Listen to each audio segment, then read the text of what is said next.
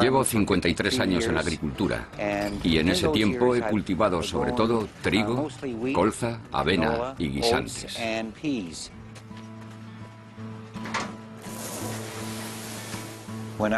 Cuando nuestros abuelos llegaron a este país, no existían las empresas químicas ni las de semillas, y tuvieron que utilizar y desarrollar sus propias semillas, pedírselas a los vecinos o traérselas de Europa.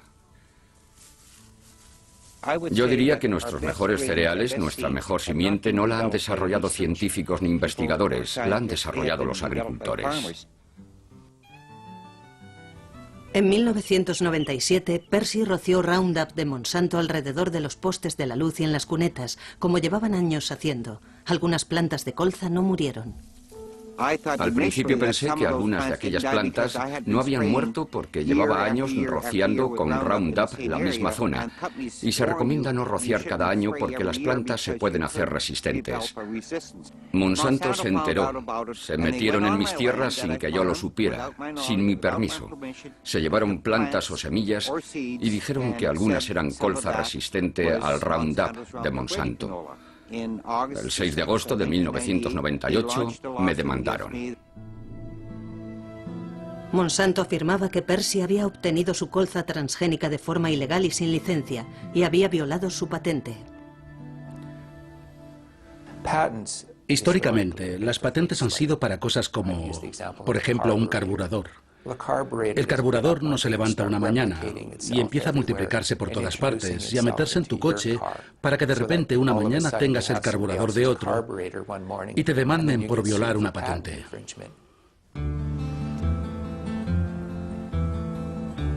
Antes del juicio, Monsanto retiró todas sus alegaciones contra mí sobre que había conseguido sus semillas de forma ilegal.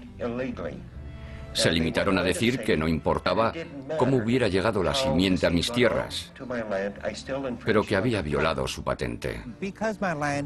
Como mis tierras están en la parte este de la carretera principal y los vientos que soplan son sobre todo del oeste, sería normal que la colza que se vuela de los camiones aterrizara en estas tierras.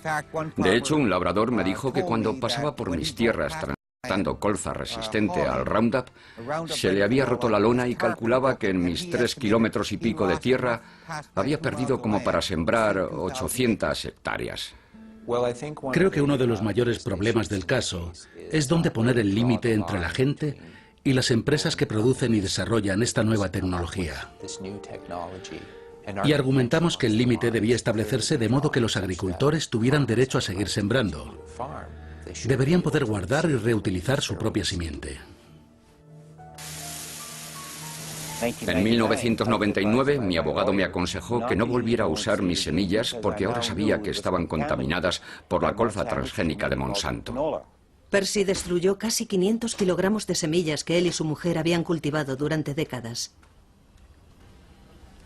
La demanda y la pérdida de mis semillas fue lo más duro que pudo habernos pasado. Ahora llega Monsanto y quiere quitarnos aquello por lo que hemos trabajado todos estos años, así, sin más. Y llegan y hacen lo que quieren con los agricultores como si fueran suyos. Es desesperante. ¿Por qué persiguen a tantos pequeños agricultores cuando no van a sacar más que un par de cientos de miles? Si son una multinacional, ¿por qué? En el verano de 2000, mi familia y yo hablábamos de lo mal que nos parecía que Monsanto nunca nos hubiera mandado una carta ni nos hubiera dado las gracias por cooperar con su investigación en nuestro negocio. Nos quedamos de piedra al recibir una carta de un bufete de abogados de Nueva Orleans que representaba a la compañía Monsanto en la que nos acusaba de violar su patente. Casi todos los labradores estadounidenses demandados con los que he hablado tienen historias parecidas. Vienen y examinan tus cultivos. La gente que no tiene nada que ocultar dice, bueno, verán que no hemos plantado las semillas que dicen. Vuelven como un año más tarde y te acusan de esto cuando ya no puedes volver atrás y coger muestras del cultivo para refutarles. Se calcula que Monsanto ha enviado 9.000 cartas a agricultores. La mayoría decide pagar para evitar la demanda. Aún así, hay 100 demandas en activo solo en Estados Unidos. Cuando los agricultores pactan con Monsanto, tienen que comprometerse a no discutir nunca su acuerdo. Creemos que Monsanto nos eligió por el tamaño de nuestra finca. Querían ponernos como ejemplo para asustar a otros agricultores y que nunca guardaran sus semillas, para que les diera miedo guardar sus propias semillas.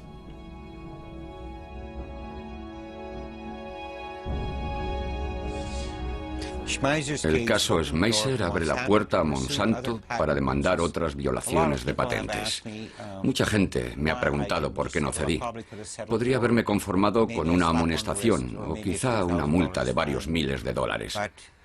Pero lo que hice fue hablar con mi mujer y decir: mira, si firmo que cultivé colza transgénica sin permiso, sabiendo que no lo hice, no podría vivir en paz. Mis abuelos nos dejaron este sistema a principios de siglo para escapar de un sistema feudal. ¿Vamos a volver a eso? Dijimos, no. Lucharemos y defenderemos aquello en lo que creemos.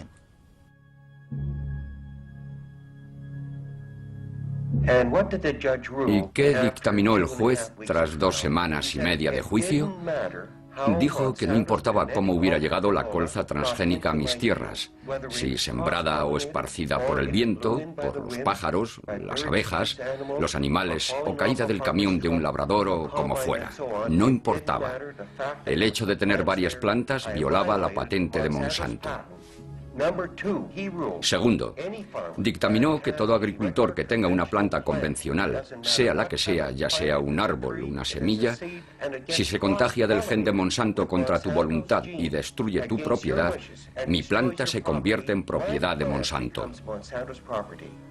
Ahora, párate a pensar lo que significa eso para agricultores, jardineros o para todo lo relacionado con formas de vida. Tercero, en cuanto al hecho de que nunca hubiera usado la patente de Monsanto, lo que significa que nunca usé el herbicida Roundup ni ningún glifosato, dictaminó que era intrascendente. Dijo que el hecho era que allí había unas plantas. Eso muestra el poder de la ley de patentes sobre los derechos de los agricultores. Si echas un vistazo a un campo de colza mitad transgénica y mitad colza normal, no notarás la diferencia entre las dos. Crecen igual, reaccionan igual. La única forma de averiguarlo es rociar el campo con Roundup. Lo que muere es tu colza. Y lo que sobrevive le pertenece a Monsanto como resultado de este caso.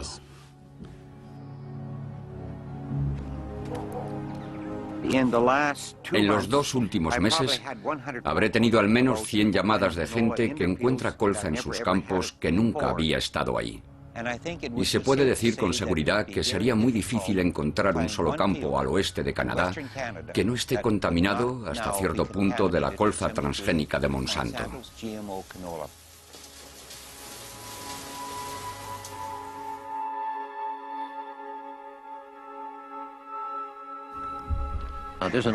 Hay un viejo código ético que surgió en las comunidades agrícolas y yo me crié con ese código.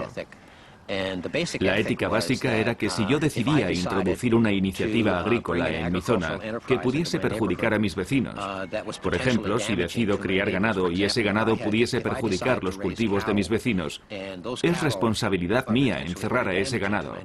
No es responsabilidad de mi vecino encerrarlo para evitar que dañe sus cultivos.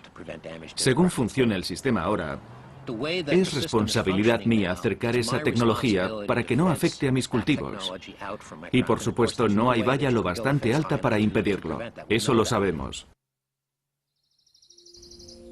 Todas las especies han desarrollado elaborados mecanismos a lo largo de millones de años para proteger sus células de la invasión de ADN extraño.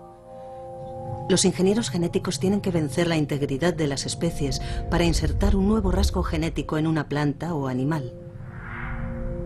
Cuando los científicos empezaron con la ingeniería genética hace 30 años, creían que un gen expresaba un rasgo, que el ADN transgénico sería estable, incluso cuando se le obligaba a traspasar las barreras de las especies. Hoy hemos aprendido que un solo gen puede expresar o influir en muchos rasgos. En 1975 tuvo lugar una conferencia de pioneros en investigación genética para debatir las cuestiones de la seguridad y la ética de la recién descubierta